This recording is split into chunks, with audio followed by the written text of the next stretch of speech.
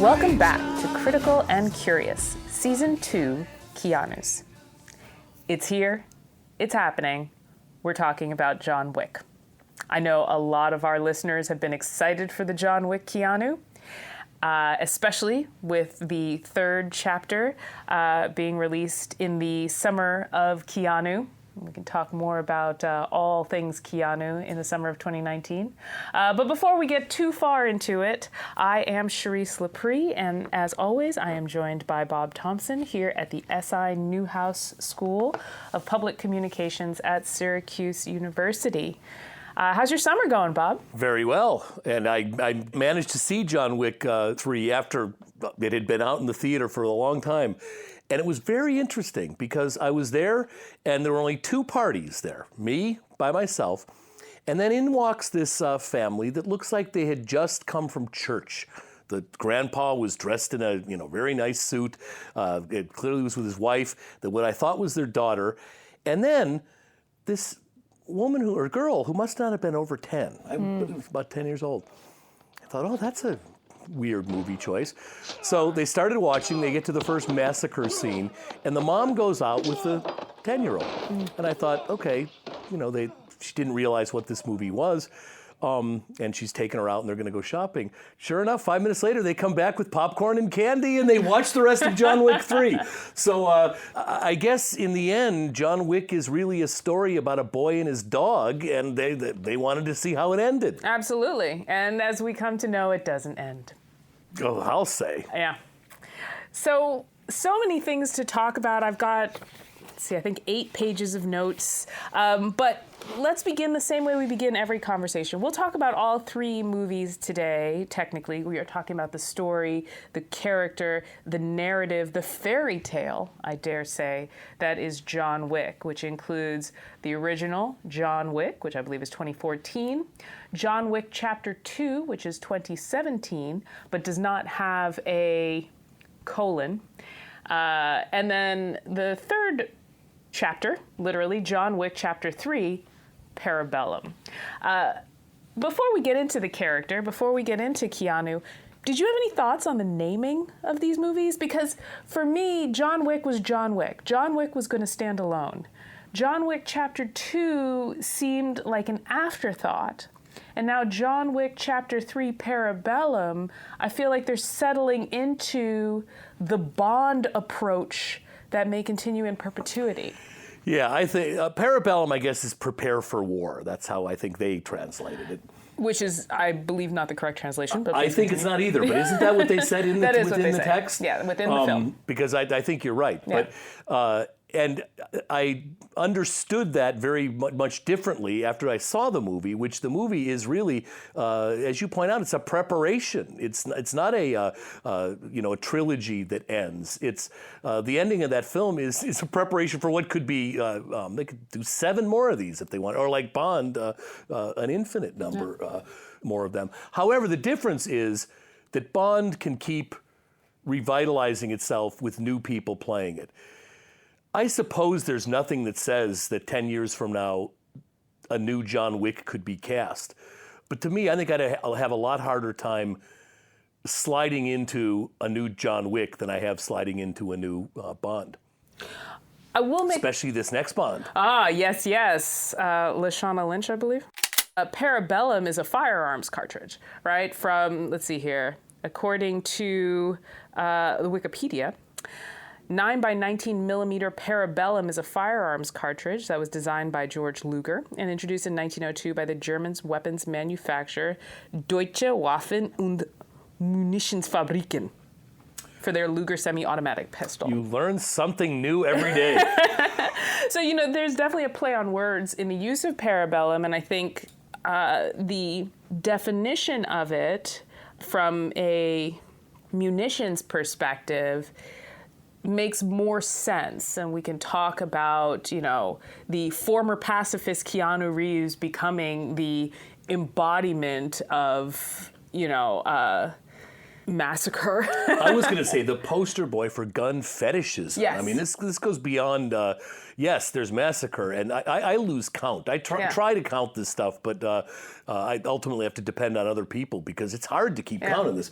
But just the total sexualization of the process of popping people off in every direction and under the table and all this kind of stuff is, to me, very problematic. And one of the things, in so many of these movies, sooner or later, because you got to come up with places for these massacres to occur. Right. And there's oftentimes a nightclub. In Rome, when they were out in the Forum or wherever that was, we've had in the electric dance party. Right. And there's usually some dance party. And in the post-Pulse nightclub era, and for that matter, Columbine and all the rest of it, it's so hard to watch that stuff without that context just hitting you right in the face. Although, having said that, we had the same conversation around Matrix Keanu, right? This fetishization of guns. And he even says in Chapter 3... What do you need? Guns. Lots of guns. He echoes the Matrix in this film. There's so much, including Fishburne. Exactly. Yeah.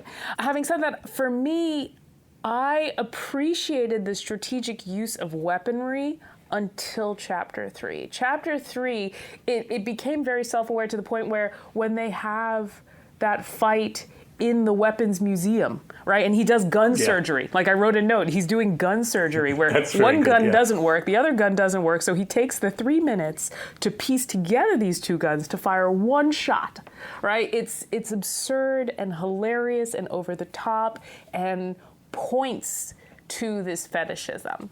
But I would go backwards a little bit because I really enjoyed John Wick 1. Retroactively, we now call that John Wick 1, with the systematic use of weapons, right? That I had never seen such precision in a violent film before.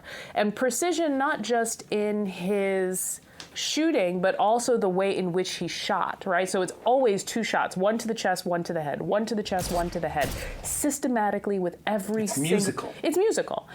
And also what I like in 1, also in 2, that I feel got lost in 3, was John Wick is an intimate assassin. So in John Wick 1 and 2, you see multiple times where he could shoot his target from afar. The son in the club, he's got a clear shot of him in the hot tub, but he doesn't take the shot. He waits until he can get up to him close and shoots him within 2 feet, right? Face to face, close. There's another shot in John Wick 1 where he stares the man in his eyes as he kills him and watches him fall, right? It's an intimate assassin that you would expect from a man they call Baba Yaga, right? He also has the opportunity to kill Santini from a distance, and he doesn't. He waits until he is in the technically worst possible place on the grounds of the Continental to shoot him point blank. That intimacy was lost in Chapter 3, where not only is he killing people indiscriminately, but you also don't see their face, right? Because they moved to the Middle East, I suppose, all of these people are now shrouded in scarves. So you're literally mowing down hundreds of faceless brown bodies, which I believe Edward Said would say perpetuates Orientalism. Oh, yeah, he would have a field day with that whole film. Yeah. And so, what I found made John Wick and John Wick Chapter 2 stand out as unique usage of weaponry falls away in number 3, and number 3 just feels very video game. There were parts of number 3 when it plays the Lawrence of Arabia game. Walk until you are almost dead, then keep walking. When you are on your last breath, he will find you. And of course, waiting there is his black suit and all the whole kind of thing. There were parts of, I think John Wick, the first movie, was this really finely crafted, but very serious movie. I mean, it's that whole beginning about the woman has died of an illness, and then the puppy dies, and all the rest of it. He's repressed who he was before deep in concrete, and he has to then go release that hit again. Absolutely. I once saw him kill 3 men in a bar with a pencil. With a fucking pencil. So that film seems to be an exquisitely done drama. I really liked John Wick Chapter 2 because it becomes a great comedy. There are moments in John Wick Chapter 2. He once killed 3 men in a bar. A pencil. I know, I've heard the story, With a sir. fucking pencil?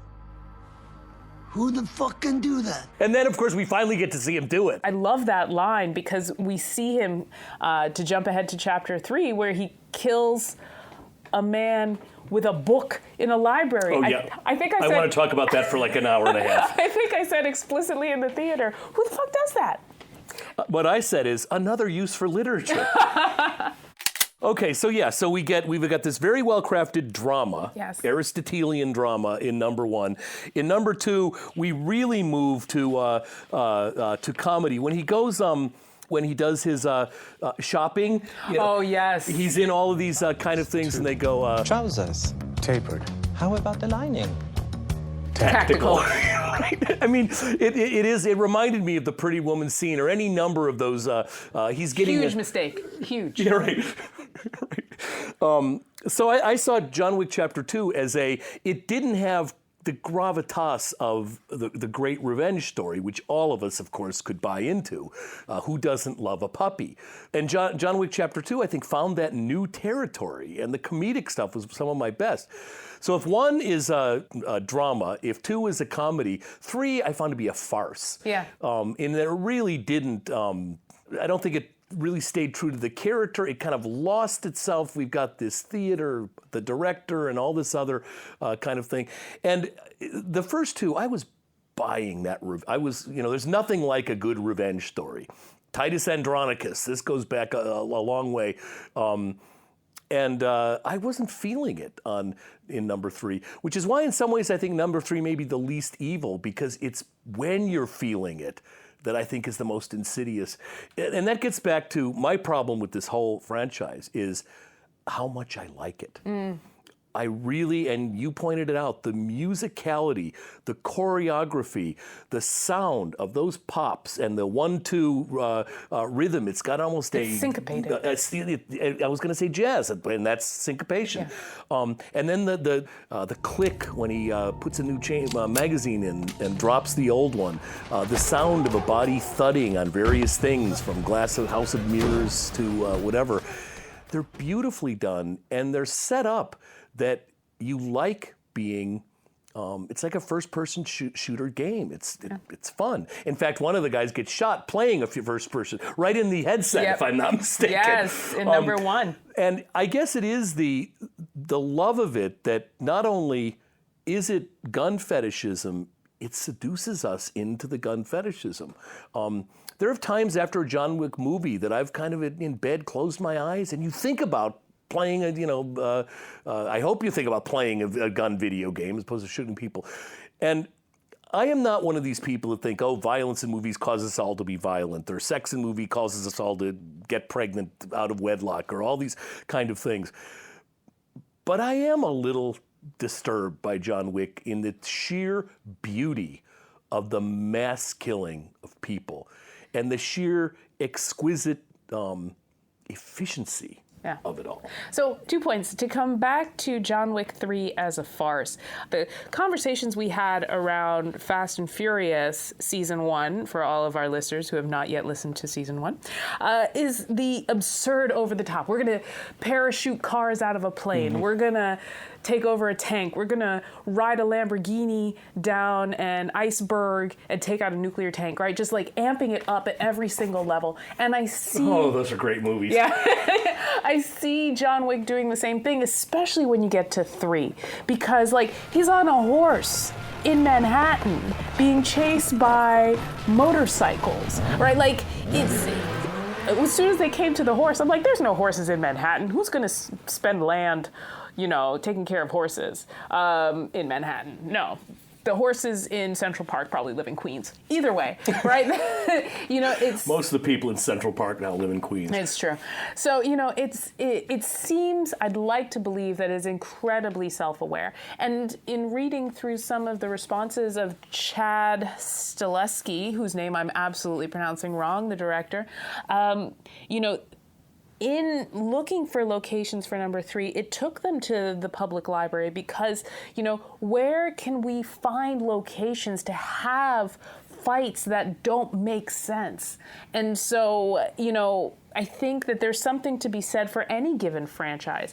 Every film needs to go up a notch. If we watch the same deep, brooding, narrative, slow reveal of John Wick's past, tattoo by tattoo, people are not going to buy into that when you can see that on television. We can do that with a book. I just don't think we can do that with a blockbuster film. And I feel the medium, the sequel nature of a medium, the next one has to be bigger than the last. Right, and maybe that is for always a slouching toward farce. Yeah. So that would make sense. It just got there really quickly. Yeah. Going back to these location things, one of the other things I have a real affection for John Wick is some of the greatest scenes take place in places I actually like to go. Art museums, libraries. Yes. I mean, there is kind of an egghead quality to where he ends up. And then, of course, it's taken over the head because what happens in that library are things that books were never designed to do. Right. And I found that extraordinarily amusing in number 3. Who is Keanu's character in this franchise, and what does he bring to this character? On its most obvious face, John Wick is an assassin coming out of retirement. We know that to be true.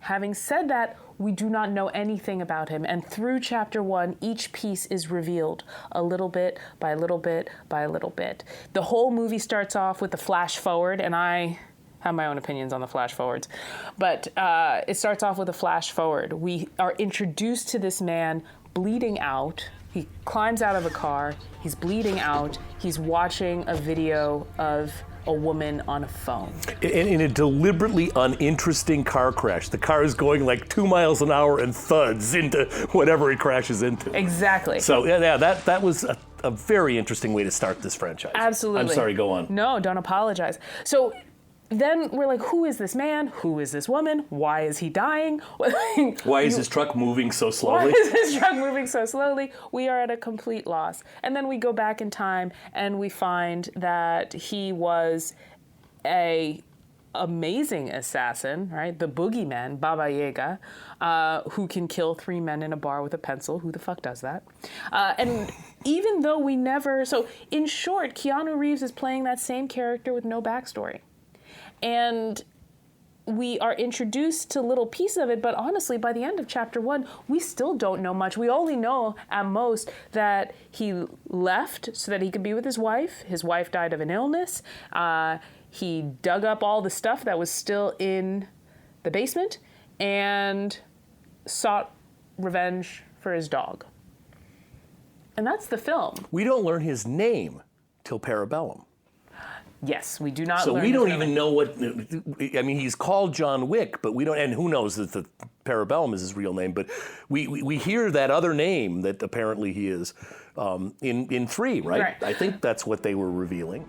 Oh, Giordani. What has become of you? Moje imię Giordani Jovanovich.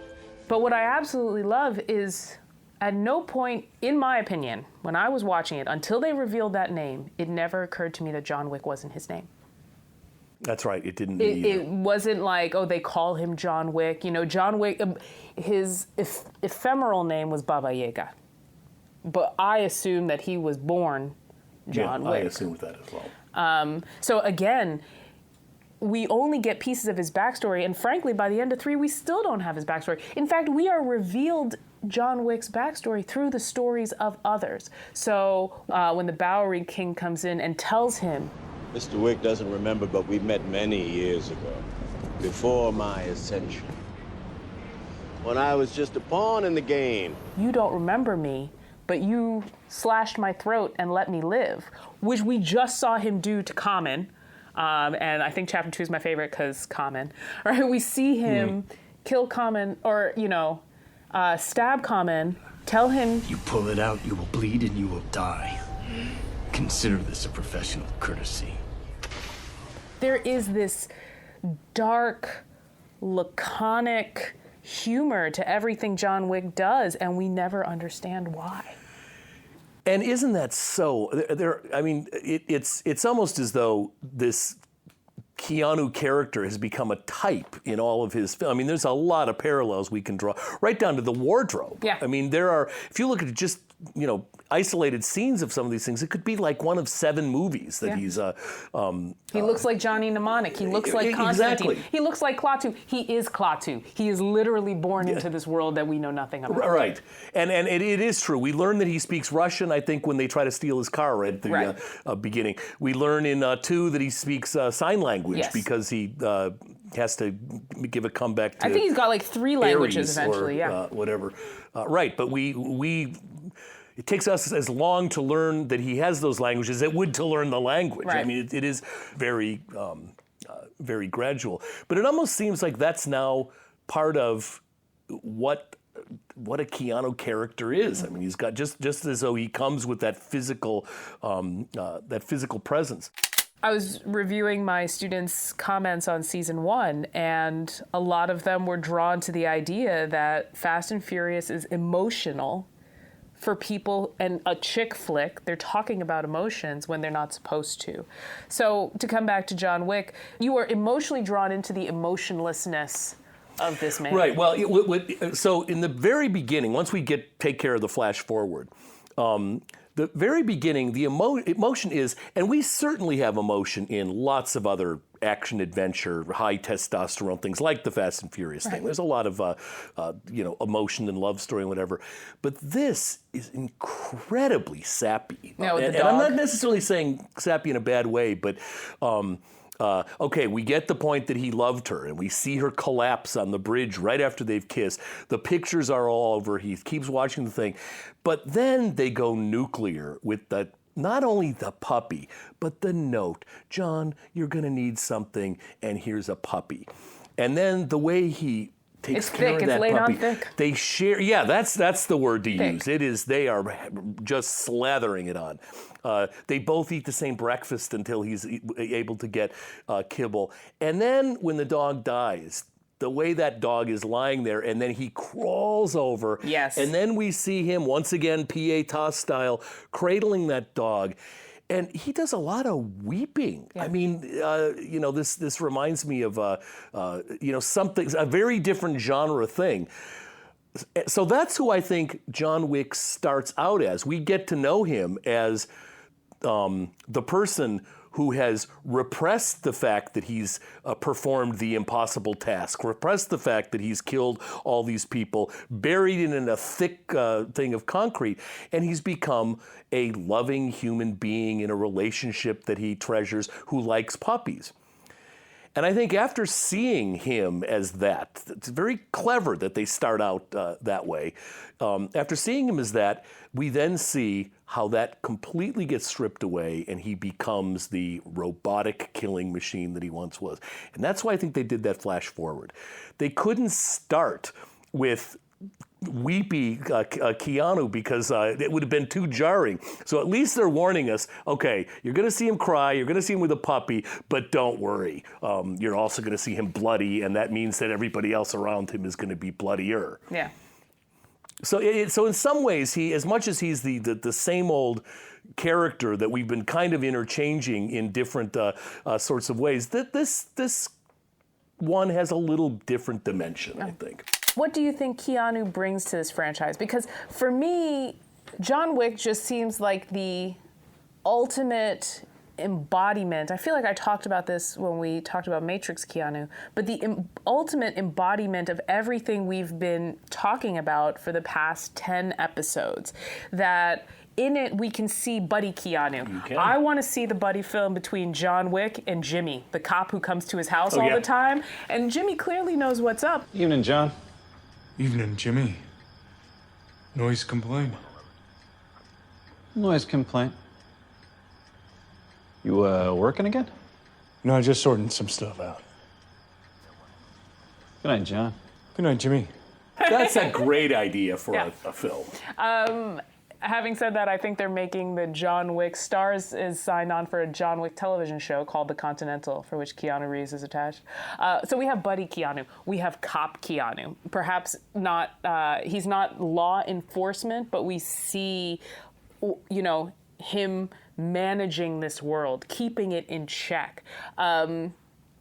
What else do we have? Classic Keanu. The whole thing is just classic Keanu. Romantic Keanu. Thriller Keanu, right? There's Johnny Mnemonic all over this. There's The Devil's Advocate. Those cosmic scenes of New York City just feel like Al Pacino's New York from The Devil's Advocate. There's Matrix Keanu. Maybe not Teammate Keanu. Supernatural Keanu. K.O. Keanu. Warrior Keanu. And to some degree, December Keanu. I'd like to say, I think I said in the last time, that December Keanu is a bearded Keanu, right? We see Keanu embracing his age. He's not trying to be something he's not. He's like, no, I'm old, I hurt, I almost expect him to say, I'm too old for this shit, right? Like Lethal Weapon. And we see him struggle. We see him get tired. We see him hurt. We see him suffer, which is not usually what you see in these fight films. They take a punch and they shake it off. In this one, we see him take a punch and he's got to struggle. He's got to catch his breath real quick, right? He sometimes has to hide under a tarp and be taken into surgery. Yeah. So though he gets hit by a lot of vehicles and he gets up just like the Roadrunner. Yeah. So I think that there's John Wick Keanu is where Keanu has been building. And I think even though it's such this fetishized, gratuitous, violent film, there's so many levels in there, and this is the nature of Keanu as a whole, that he gives us a little bit, but I feel he's got so much more. That's why he's signing on for however many films this franchise goes, because he can play in this character that has no backstory and like maybe two motivations. And so Keanu will give us whatever he wants to give us because it's a blank slate. Well, I think that's exactly what the answer you gave with details, the answer to the question, which is I think what Keanu brings to this is his entire oeuvre, his body of work up until now. And he gets to John Wick, and it's like these films would not be nearly as interesting as they are had they not been building on that whole evolution of that character, that attitude, that look, that wardrobe, and all those things that you've been talking about.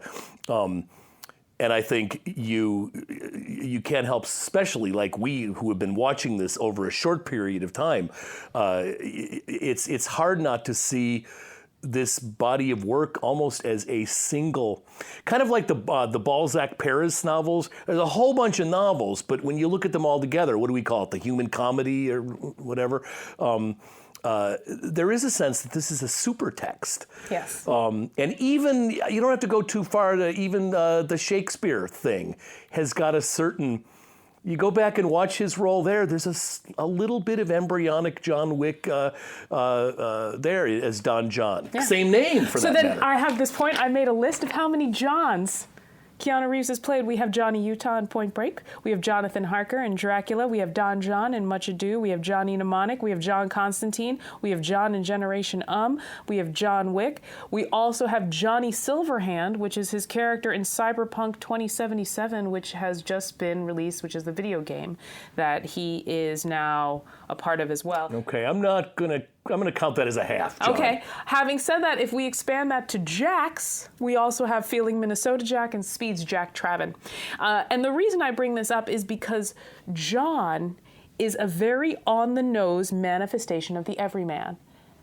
John is the most... John Doe. John Doe. It is the most identity-less name in, American culture. We can talk about Very differences nice. between Yes, different yes. cultures, absolutely. But the fact that he is a John, again, we haven't seen him be a John and, partake in the services of working women.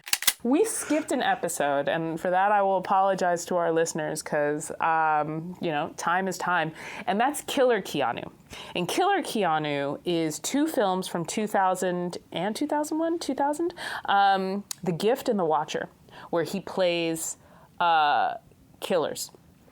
And I think it's really essential to go back and talk about that one, and perhaps we will when time allows, because you're right, there's a through line. There's a through line from My Own Private Idaho. He's not a John. He services Johns in My Own Private Idaho, all the way to John Wick, where he's been playing with these different roles. And I feel like he's embracing John Wick because he can play with that role.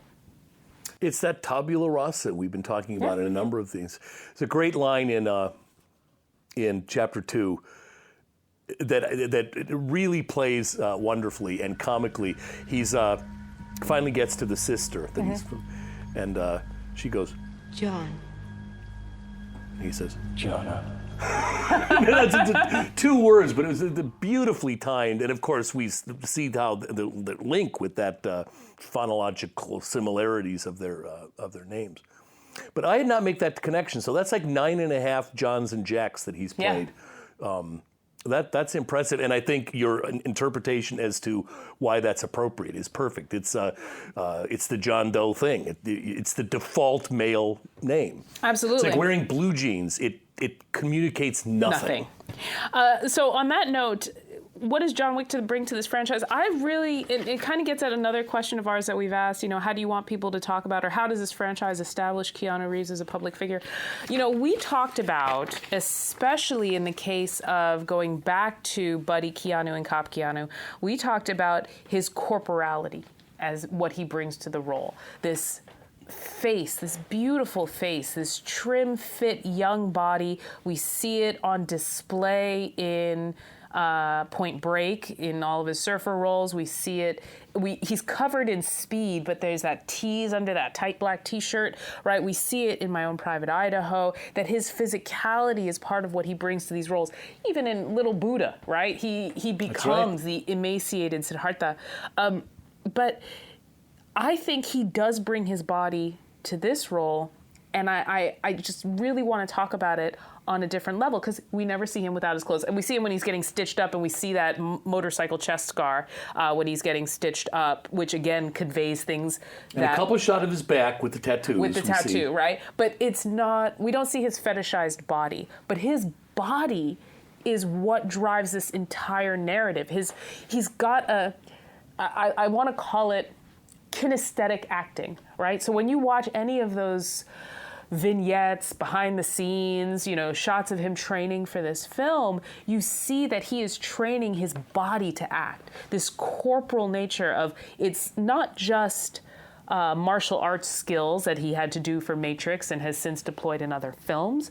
It's literally figuring out how his body does those ballet moves, which we then are exposed to with the director and Angelica Houston in 3, that he is giving his body to this role, which I think is an important layer of Keanu Reeves. When we've blown him off as a bad actor, not you and I, but we as a culture have blown him off as a bad actor, he doesn't have to speak. He has to move his body through this space, and that is the acting.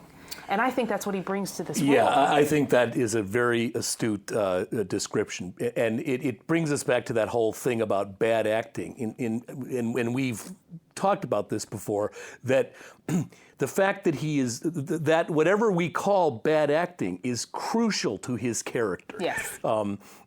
If someone were playing that role and were doing good acting, according to what we know, it would totally, part of what makes those, so many of those Keanu characters good is that, or interesting and whatever, is that they are not acted in the standard way you learn in good acting school. Right. And I think that I've grown to appreciate that it's not that Keanu's a bad actor, it's that his acting style is such that a lot of people don't appreciate. We do, but a lot of people don't.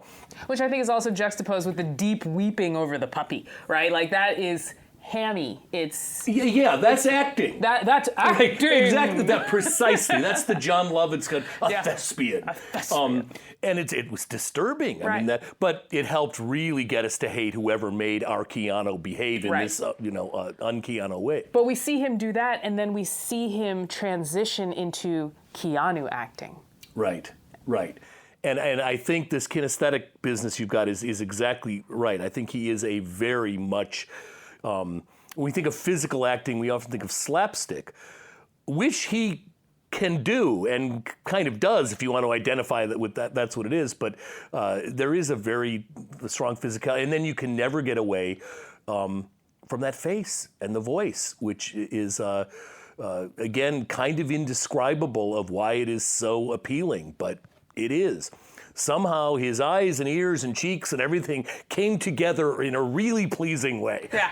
December Keanu is an animal lover, right? So in both Generation and Knock Knock, he has these pets that are foregrounded in that character. Here we see again, the dog is foregrounded in that character. The beard, to tie back to Much Ado Don John, right? He's playing with this cliche of evil. And it's just, I think there's just so many levels to what Keanu wants to do with John Wick that I'm excited for this franchise to continue. I'm just hoping it goes back to the feel of John Wick 1 and 2 over John Wick 3. I found John Wick 3 to be cliche, a little exhausting, and there's something to be said about the fact that he cuts off his own finger. The wedding ring finger, too, Yeah. and then uses that for well, we both like 2 the best, I think, right? Have we established that? I think I like, narratively, I love 1. I think It's the tightest. It is the tightest. It is an amazing story. I love the whole Russian family. I love the dynamic between the father and the son, where the father's like, John will come for you. And you will do nothing because you can do nothing. So get the fuck out of my sight. John Wick 2 is aesthetically pleasing to me. The shots in the club, the fight scenes with Common, it's funny. We see the Bond. So you called it a Pretty Woman montage. I called it a Bond montage. We see him putting together this outfit. I thought of Bond too, with the weaponry and everything. Exactly, the sommelier, right? Yeah, the yeah. sommelier is Q, A right? dessert wine, there's It's so I loved the self-awareness of 2. There are also a lot of really beautiful shots that they didn't really have in 1. So in the museum, in the nightclub, in the cloisters in Italy, in that mirror, that I hate that mirror scene with Ruby Rose because I find it viscerally anxiety inducing. Like I hate those scenes with mirrors because I'm like, oh no, he's right behind you. Wait, no, he's not. Like I yell back at the screen. I'm one of those people. So, but having said that, I appreciate the visual narrative of 2, but I love the story of 1. So, yes? Where were you going with that? Well, because we haven't talked a lot about 2, and I think it's really important to talk about. And it also gives us, right from the beginning, a whole new clue as to how to look at not only these films, but as how to look at Keanu's character in these particular John Wick films.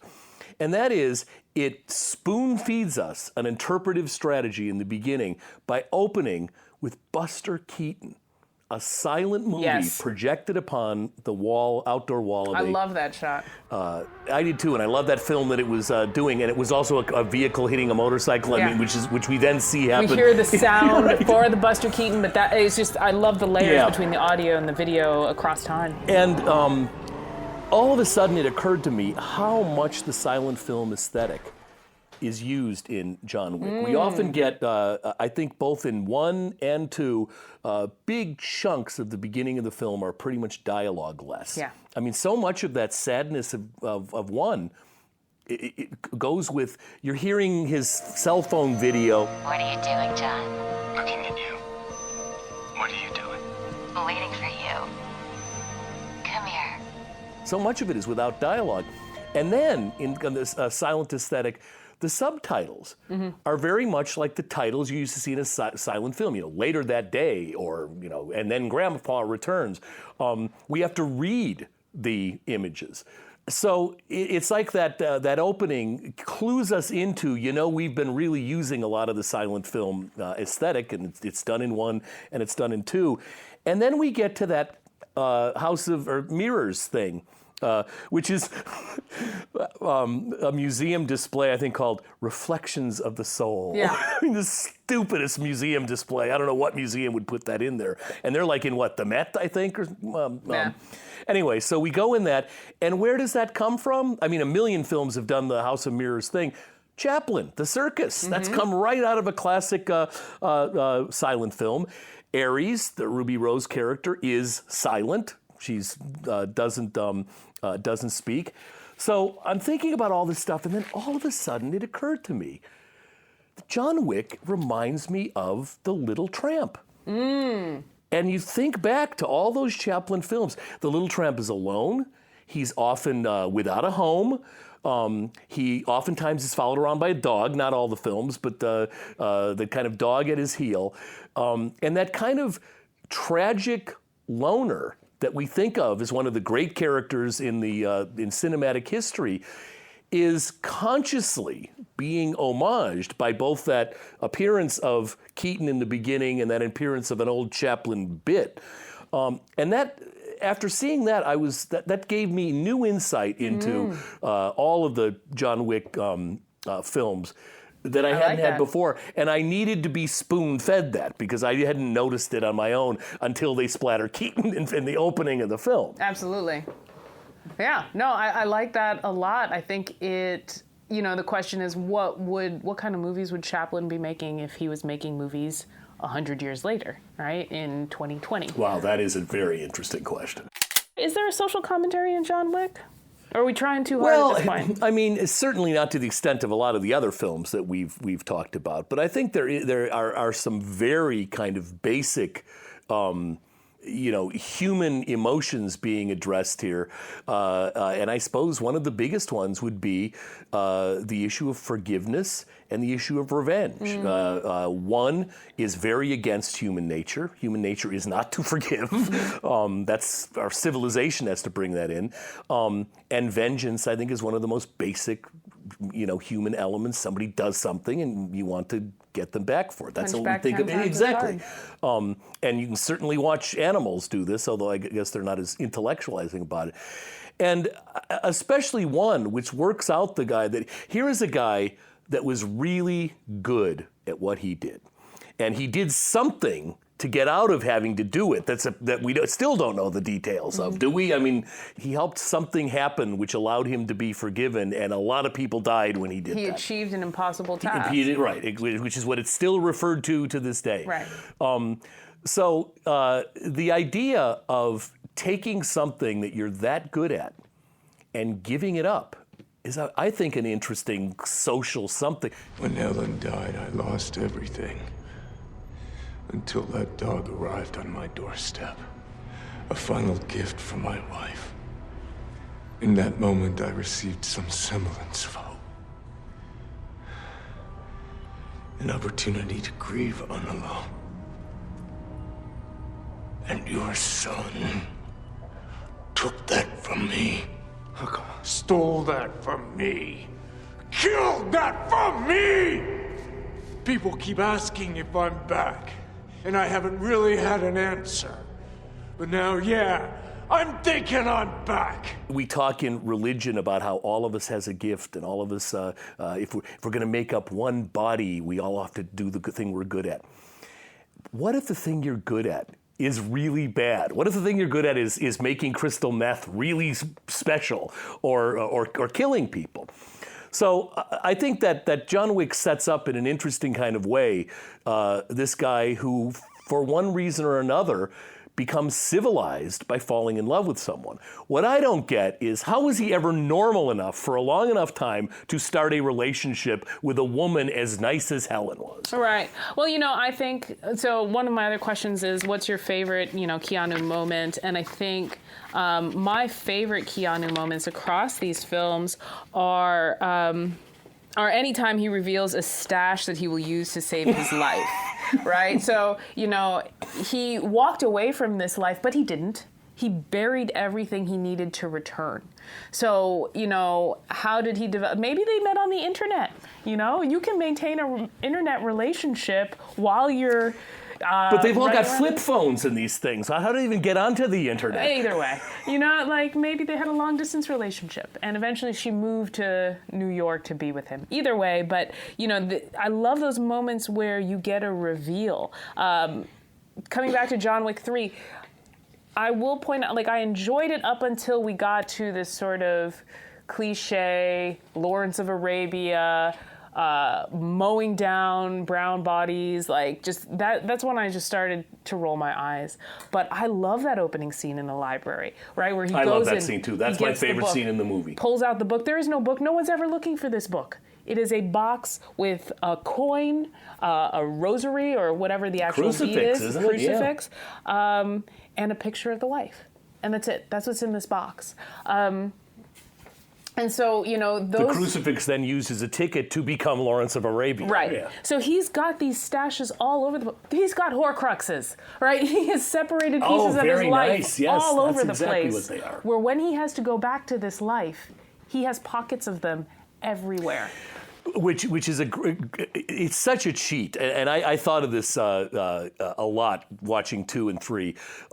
He goes through the trouble of burying that stuff in this much 2 feet of concrete, but yet at the same time it's like someone who has decided to quit smoking. So they throw away their cigarettes. They flush them down the toilet. But there's a carton. They know they've got those up on the mantelpiece, and there's I know there's some underneath the rocking chair or whatever. So he never did really give up. Never. He put it that he symbolically covered that all up, but in many ways, I think and I don't know if Helen ever knew what his past was, but he never really made the full commitment, because you're right. There's stuff all over the place that he keeps. I remember when he first goes to that equivalent of a safety deposit box. I thought, wait a second, I thought you buried this all in concrete, and now you've got this? What's the point of burying it in concrete? That's right, I forgot the safety deposit box. And then when he walks away, he speaks in Hungarian. Yeah, okay, there's another language. Okay.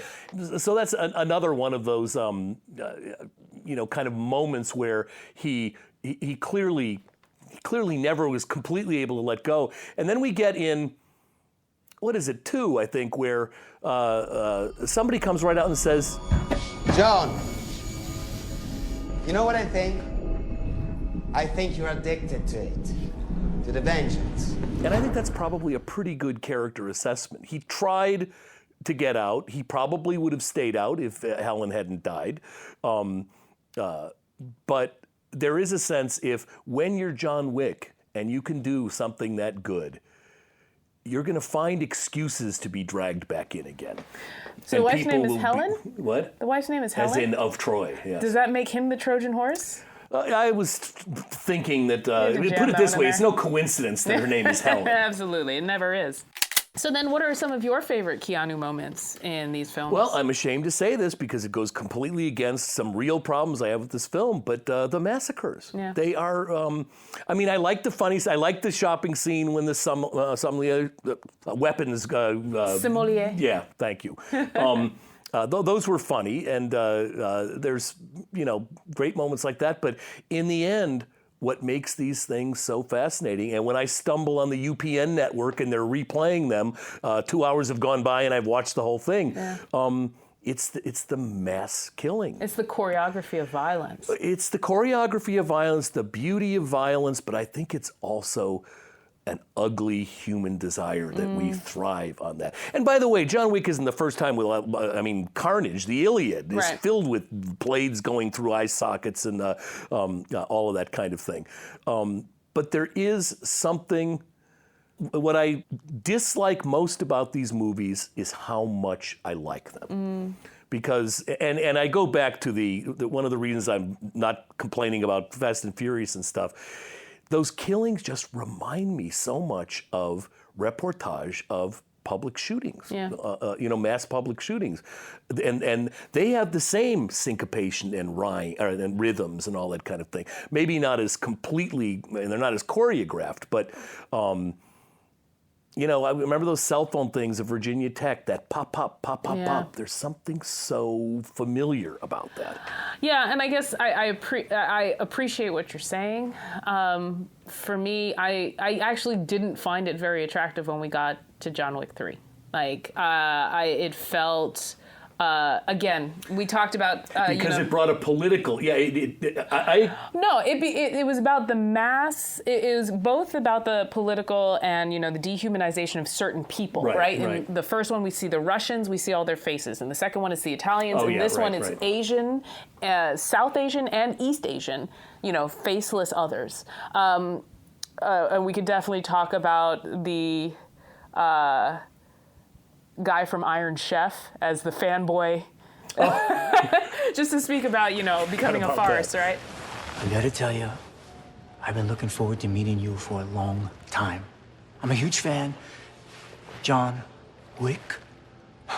But for me, the intimacy of John Wick as a strategic killer was completely lost in 3.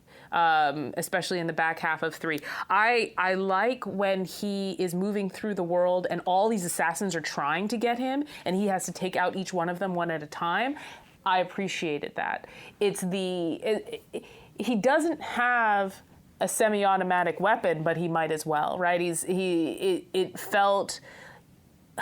And I'm sorry, Keanu, if you're listening. It felt lazy, right? That there's just let me just mow down these bodies as opposed to moving through the world.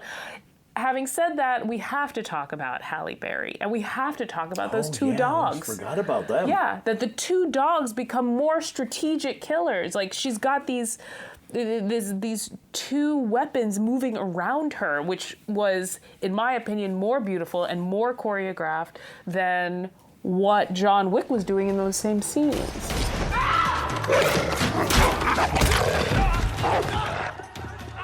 So I guess for me, those scenes, even though it's just how many can we kill in the next 5 minutes, the way in which the dogs become the intimate killers, the way in which they are choreographed by Halle Berry it's beautiful. And it rhymes with the rest of the, John has had 2 dogs. She's got 2 dogs. I think she steals the film. I mean, I think she really upstages him both cinematically, and there are not a whole lot of people who are prettier than Keanu Reeves, but Halle Berry happens to be one of them. Happens to be. So yeah, that was a redeeming. It's interesting because when you brought that up, I thought, oh yeah, there was that character. It's almost as though she was a blink. That movie had that, what I think was very interesting part of it, but it was overwhelmed by all of the other stuff that was going on in it. And then I really thought it was over when he went off the roof. I mean, I thought that was the ending. And then when I saw the real ending, I was thinking, oh, maybe that should have been the ending. Yeah. And we've had this conversation before, right? Multiple endings. We're like, this could have ended here. What film did we talk about that with? Where we were like, this needed to end here, and then it didn't need to. Oh, Man of Tai Chi. Where it was like, oh, it should have ended with the fight scene. Right. Oh, it should have ended with this. Oh, it should have ended with that. It should have ended with Donaka Mark swimming. But by the way, we spent a whole first season of this talking about Fast and Furious. He does some serious drifting in that '69 Mustang. Absolutely, the cars are absolutely a character. Yeah, they're not a tool. The guns are both a tool and a character. And it's coming back to the choreography that I like. And he does run over a lot of people with the car. But I appreciate the way in which he. Changes magazines, right? He's very slick about it. He's fully. That is a maneuver in and of itself. That is a dance move. The way in which he changes magazines. It's amazing. You're right. There is a real balletic art form about firing weapons on the move at targets, and it's beautiful, but it is such an ugly thing to artify. I mean, we can make art out of all kinds of normal things, and movies have been making art out of shooting things and sword fight, but I don't have nearly I'm trying to think of like Kill Bill. Yeah. She takes out, with that sword, about pretty much the same number that Crazy Keanu 88. does. Of course. How would I forget that? And I don't have nearly as much problem with that. And the only rational way I can think why that would be any difference is the weapon of choice. That scene is also shot in black and white, and that's been a big conversation, that they cut to black and white so as to mute the blood splatter. Which it definitely does. I mean, I think it gives it a mediated sense. Even though you can see blood splatter in black and white itself already says that this is distant. This is far away. On that note, we also see blood spatter on the camera in chapter 3. Yes. Which we didn't see in 1 and 2. A little bit in 2. One time. Oh, okay. What's your opinion on blood splatter on the camera?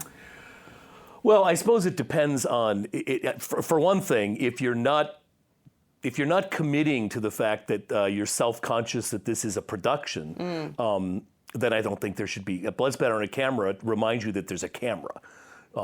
Because if you were really seeing this, which the illusion is supposed to be, that blood splatter would be on your face.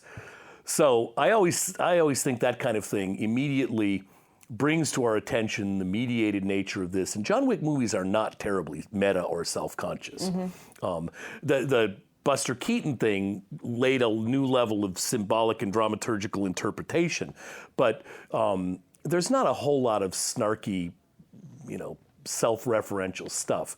So in that sense, I think blood spatter on a camera reminds you that there's a camera, and these are movies that we're not supposed to be reminded of. Right. The tools of the production is not the goal of a film like this. So then let's come back to this bit about the ending, right? Because yes, absolutely, the movie should have totally ended when he went off the roof, And I think the movie could have ended when he went off the roof, and then, the adjudicator goes down and sees that he's gone. I think that, of course, he ran away. Baba Yaga is not going to be there. Which would have left you open. Which would have left them open to end or move on. The last scene feels so effortful.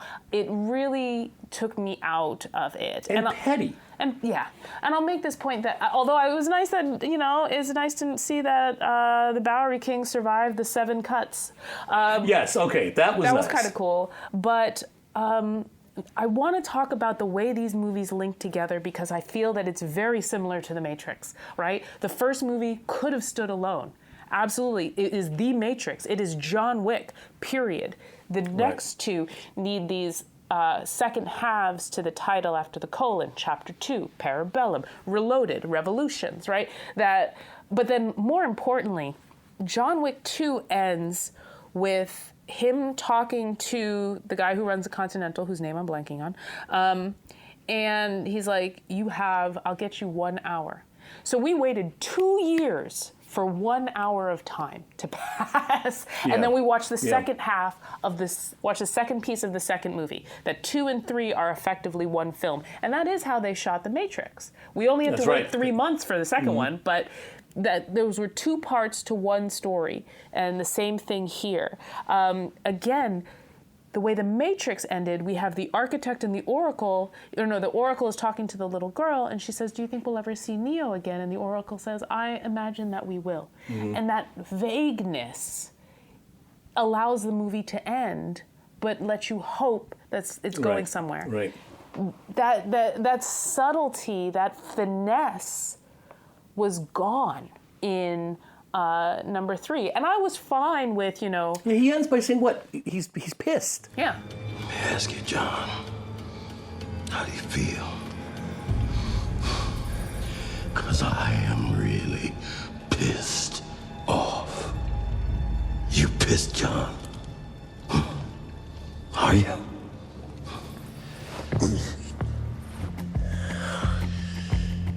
Yeah. Having said that, if they had moved that scene to the other side of the credits, Constantine had that, right? We had that back end. Oh, yeah. Ferris Bueller had it. Ah. He kicks us out of the theater after the last credits run. So it frustrated me. Like, I was fine with 2 and 3 being 2 parts of one piece of the story. That's fine. I don't mind waiting 2 years for 1 hour to pass and come back right where we left off, right? He's running away with the dog. That was fine. I was really bugged by the need to jam that in at the end, because that would have been a beautiful start to 4. Yeah, I agree. I'm with you on that. I walked out of the theater really disappointed in the last couple of minutes of that. You know, in all this, we haven't talked about Karen, or Charon, the concierge. The concierge, absolutely, yeah. Who and of course Charon Lance is the guy who, when you die, escorts you across the river Styx into hell.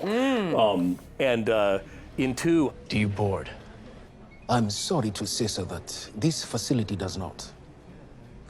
I, however, would be willing to accept the responsibility, should you wish.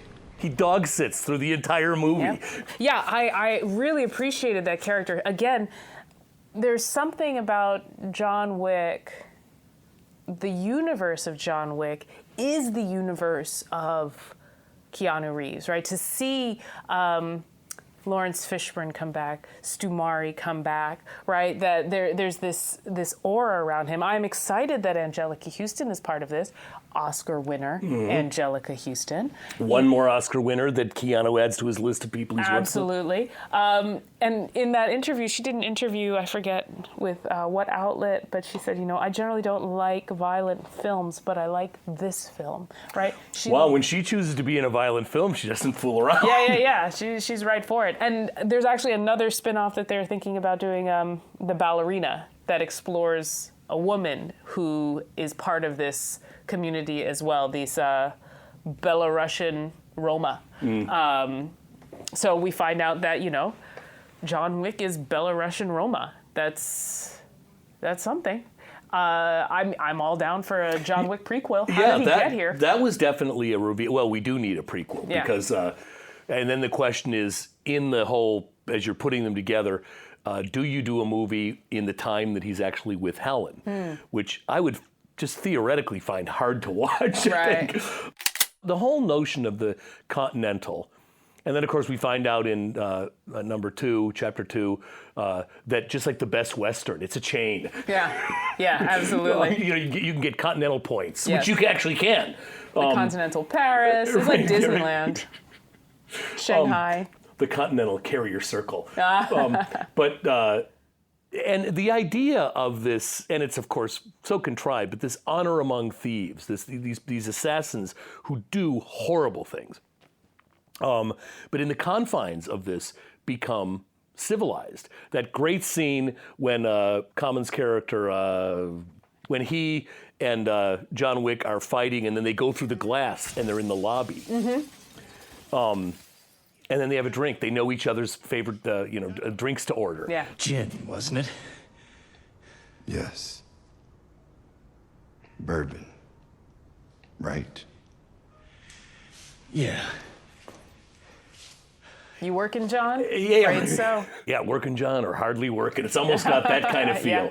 So the idea of the Continental, this civility, and at one point in 2, John Wick breaks both rules. He spills blood does business on Continental territory in a pretty obvious way, like the lobby shoots somebody in the head, and he also doesn't in the restaurant. In the restaurant, yeah. Point blank. Point blank. Yeah. At least he didn't suffer. Yeah. And secondly, he of course didn't honor that marker until much later. And I think it's Winston who says, rules. Without them, we live with the animals. And to me, the irony of that statement, what every one of these people do for a living, is so much worse than being an animal. But this idea that somehow this veneer of civilization that essentially allows them to continue to kill lots of people because it gives them a place, a safe haven in it. We love that Continental. Continental is kind of fun. They want to make a TV series about it. It seems like kind of a fun place to go. The people who work there will take care of your dog. But at the same time, the very idea of the Continental is a really evil construct. Yeah. I mean, it is a place to protect people who kill other people for a living, and it's made so Hogan's heroes happy. Protect and serve. Protect and serve. Provides them all the resources they need. Oh, I have never known the sommelier not to be in. Will you have that delivered to your room? Yes, please. Exactly. It is a service for individuals in this underworld. Having said that, when you are immersed in this underworld, it seems normal. All right. I was just thinking the other day, and I looked it up. When you ask a fish, how's the water? They will respond, what's water, right? That we are drawn into this world where this is normal. And so now, in order to be evil among evil people, you need to kill other evil people. Like, we're in a completely different baseline standard. Coming back to Fast and Furious, you are asked to empathize with the criminals, these lovable criminals, these Robin Hood style people. And at the same time, you are loving Keanu Reeves because you are empathetic, you are engaged with him. Maybe it's the puppy, maybe it's the love, maybe it's because he's a tortured soul who's forced to make this choice. But I believe, as said in number 3, choices have consequences. Even though we all have choices, I've made my choice and you have to make yours, right? By the way, that's some killer dialogue. Choices have consequences. Choices have consequences.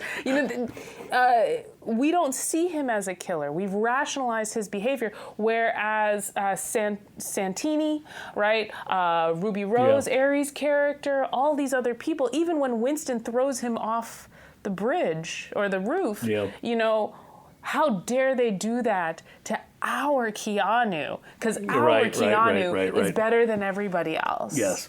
I was being snotty, by the way. Choices have consequences. It's terrible, right? Yeah, no, I understand. I saw the sarcasm.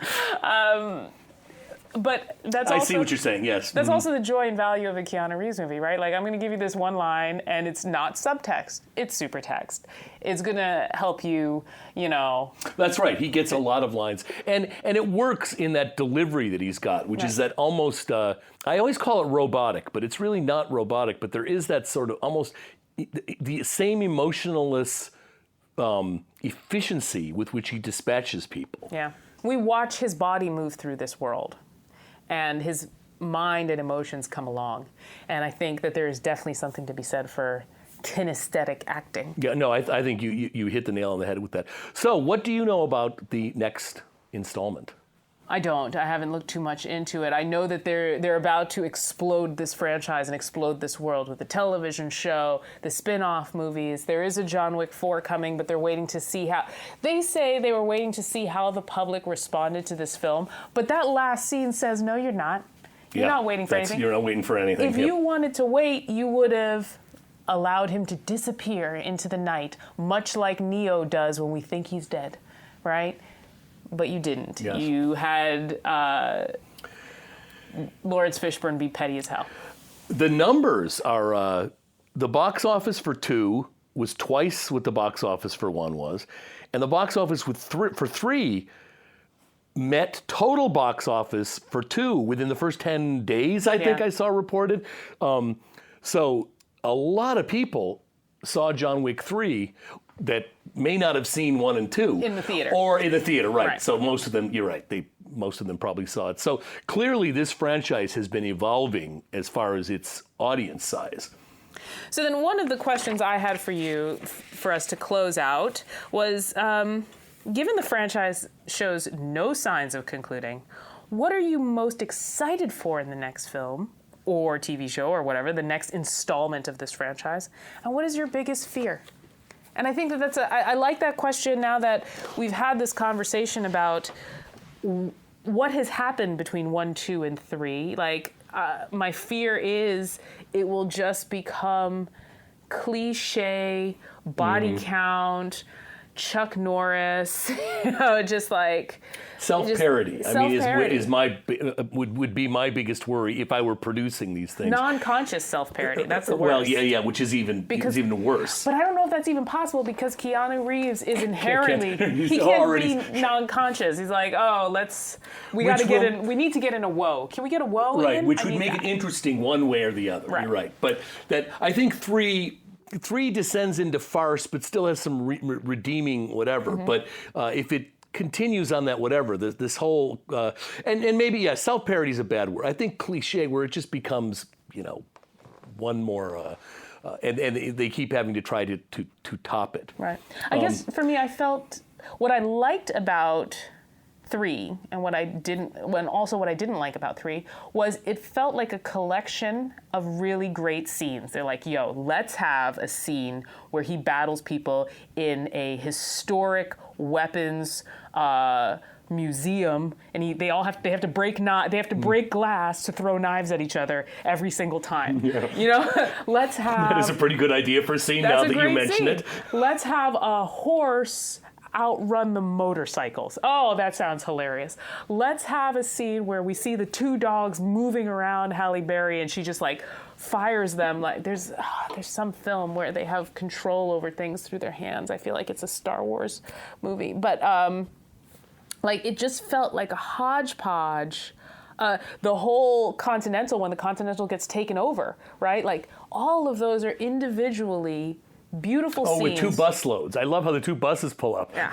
Like it's a senior citizens buffet breakfast. And of course, they don't have faces either. They are covered. Like it is so video game. Yes, they are actually right? faceless. Yeah. They're droids. They're clones, literally, moving through this world that they have to kill, and they have to figure out nuanced ways to kill them because they've upped their body armor. But I felt like John Wick 3 it threw story out the window. Like, you could have told that story in 5 minutes or less, but we have all these really great scenes we want to shoot. So, I'm afraid that we might get more of that, which I also think is some of the worst. I'm not generally a Bond fan because that's the worst Bond can be, where they're like, let's get a great shot of this, a great shot of that, a great shot of this. I will put it all together. Sometimes I see Fast and Furious going that way too, and it irks me. That's my biggest fear. Yeah. My biggest hope is that they're developing this new world. And we talked about Constantine, we talked about comic books. It feels so graphic novel. All of John Wick is inspired by graphic novels, but they've leapfrogged over that medium completely. Like, I think they might retroactively make a John Wick graphic novel if they haven't already, that's based on the film. As opposed to the other direction. Which has happened, I think, a couple of times. Absolutely. So your biggest fear, what are you most excited for? Well, my fear too is that the whole thing just becomes stupid. Yeah. And not stupid. I mean, it's got its own internal stupidity, but it's really good. My greatest hope, and again, I'm going to be a hypocrite, is to watch more of those incredible slaughter scenes. And in some ways, it's you come up with places to do it, and you do it again.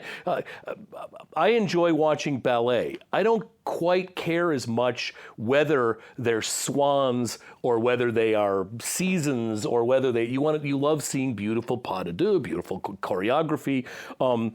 There is a sense that I suppose there would be parts of John. It's sort of a relationship like pornography. There are these little narrative reasons to hook together, and I think what John Wick does is a form of pornography, this gun fetish stuff. And you need enough, and John Wick was pretty good. We actually really cared about the narrative of him getting revenge for the death of the puppy that his wife gave him and everything. But so much of it is you're waiting for, and you never have to wait very long for the next mass carnage scene. And I guess what I look for, I guess that's what I look forward. That's what I like about John Wick movies. But if all of a sudden these became heady and philosophical and they quit doing that, That's the reason you watch a John Wick movie. I hear you. I guess also what I didn't like about that scene in Morocco, right? It's Morocco. Well, yeah, there's even more offensive ways you can do what's already offensive, and that's an example of it. But what I didn't like about Morocco is that it's a big open space.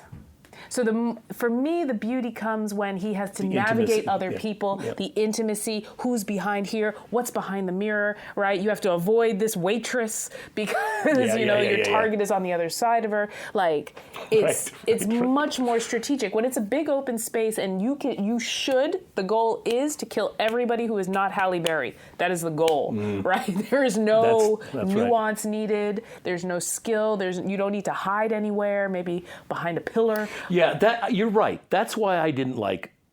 I agree with you. I had not articulated that, but you're right. It was just there was right. I mean, there was a skill. Absolutely, I couldn't do it, but it wasn't the same skill that we saw before. So I guess what I'm most excited about in this franchise is learning more about this world. This underground world and seeing this universe get created. I'm becoming less interested in John Wick now as a character, as a person. Like now he's trying to get out from under the table. Nobody's out from under the table. That seems like an impossible task. Having said that, we know that he has already achieved impossible tasks. So here we are. We're going to watch him and Lawrence Fishburne reboot, trying to save the doc from the Sentinels who are attacking, right? You are right about this world. There's that part in the end of Chapter 2 where Winston is in Central Park by the fountain, and he's about to tell him that I've given you an hour. And to prove that he's in control of everybody, he makes everybody stop. Which gives you and then wherever he goes through, you get the impression that everybody in the city of New York is part of this world. Part of the world. That would be which brings us more into the Matrix territory. That there is this parallel kind of sorry, I was so excited place, about that. this parallel city, this parallel something. And the one he's walking through, Winston controls all of them. Right. Technically, the table controls all the table of it, control, right? yeah, not and Winston. Winston is able to kind of tell them to do stuff. In his small piece of the world, right? In this level, right. But there's still an architect, and that architect sits on top of the now, table. If it does turn out that in fact they are existing in a world where everybody is an assassin, that's going to take some clever screenwriting to. Although on that note, and this might be a fun place to close, I really appreciated that 315 was getting messages constantly. Did you notice that? So as the operators, and I love the operators are all tattooed, the operators are sending text messages to 315. And for those of you listening who are not familiar, 315 is the Syracuse area code. I am really ashamed to say I did not notice that. Yeah, multiple times. And almost every scene had a 315 number. I am delighted to have heard. Yes. Almost every scene when they're pushing out messages goes to a 315 number. So every other industry in Syracuse is on the downfall, but we are a growth industry we live under the table. Right. Well, thank you so much for talking with me. I'm excited to see where this goes. And I'm excited to keep having these conversations with you. And thank you. That was fun. As always, thank you. Technically, that brings us to the end of Season 2 and our conversation on Keanu Reeves. Thank you, Bob, for joining me, and thank you to Lizzie Goldsmith, our illustrious producer for this season. If you've got ideas on what you'd like us to talk about for Season 3, by all means, leave a message at 2keanus.com. And I guess I'll see you in the spring, Bob. Look forward to it.